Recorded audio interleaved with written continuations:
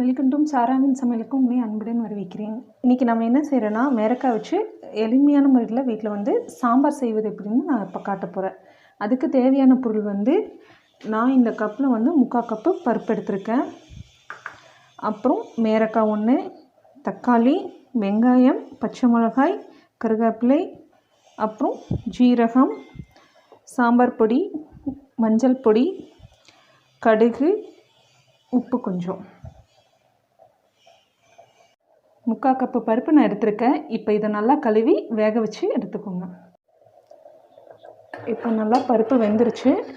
இப்போ அடுத்ததாக வந்து நம்ம காயை வந்து நல்லா தாளித்து இதில் கொட்ட போகிறோம். பருப்புக்குள்ளே காஞ்சிச்சு, எண்ணெய் போடுறோம். எண்ணெய் காஞ்சிச்சு, கடுகு 1 டீஸ்பூன் நான் யூஸ் பண்ணியிருக்கேன்.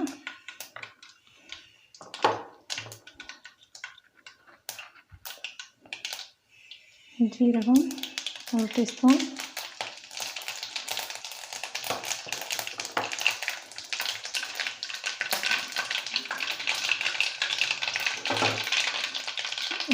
பச்சை மிளகாய், வெங்காயம்,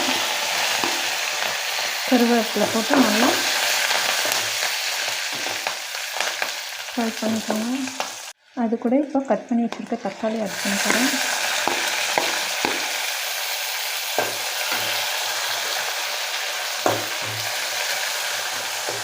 தக்காளி நல்லா வதங்கிருச்சு. இப்போ அது கூட சாம்பார் பொடி ஒரு 1.5 டீஸ்பூன் நம்ம ஆட் பண்ண போகிறோம்.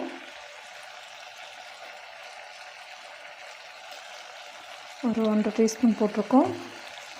லைட்டாக 1 டீஸ்பூன் வந்து உப்பு நம்ம போட்டுக்கலாம், காயில் பிடிக்கிறதுக்கு வேண்டி. மஞ்சள் நம்ம ஆட் பண்ண வேண்டாம், ஏன்னா ஆல்ரெடி நம்ம வந்து பருப்போட வந்து மஞ்சள் போட்டு வேக வச்சு வச்சுருக்கோம். அதனால் ஓவர் மஞ்சள் வந்துடும். அதனால் இதை மட்டும் நல்லா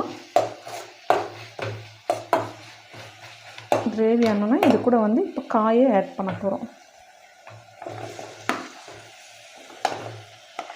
இப்போது மேரக்காயை நம்ம இதனோட ஆட் பண்ணி நல்லா கிளறி விட்டுக்கோங்க.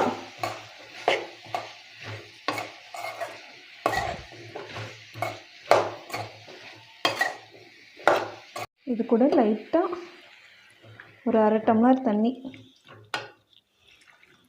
விட்டு காயை வேக வச்சுக்கோங்க. ஒரு 10 நிமிஷம் வேகட்டும். இப்போ காய் வெந்துருச்சு, ஓப்பன் பண்ணி பார்க்கலாம்.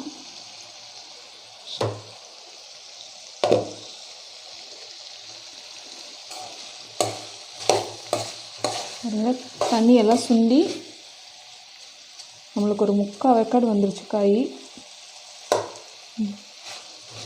போதும். இந்த ஸ்டேஜில் வந்து நம்ம வேக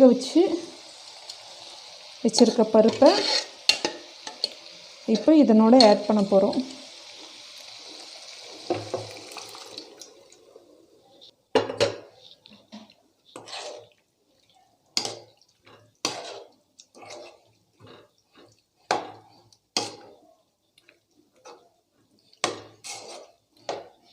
ஆல்ரெடி பருப்புலேயே தண்ணி இருக்கனால நம்ம தண்ணி அதிகமாக சேர்த்த வேண்டாம். நல்லா கொதி வந்து நல்லா ஆட் ஆகிறப்போ கடைசியாக நீங்கள் தண்ணி கொஞ்சம் ஆட் பண்ணிக்கோங்க.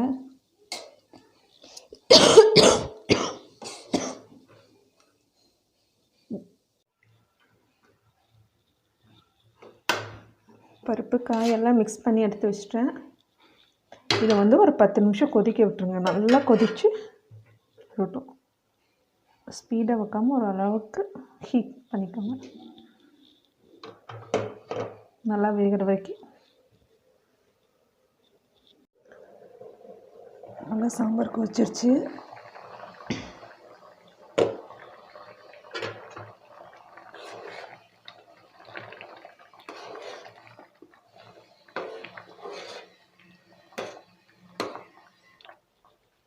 இப்போ சுவையான மேரக்காய் சாம்பார் ரெடி. இப்போ கொத்தமல்லி போட்டு இறக்கிடலாம்.